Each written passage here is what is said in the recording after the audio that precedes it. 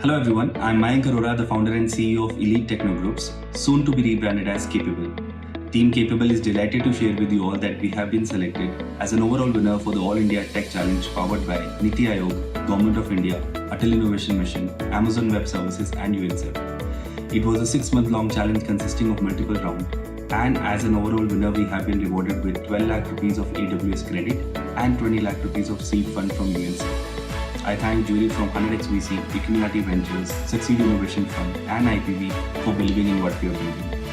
And I can proudly say that we are the first ever EdTech in India who have associated with SA India, ANSYS, Altair and Siemens to launch pre-placement training program for undergraduate engineers with an aim to transfigure the global engineering education. I would also like to thank Team Capable for putting their heart and soul to make this possible, and to all our investors for their endless support. Thank you.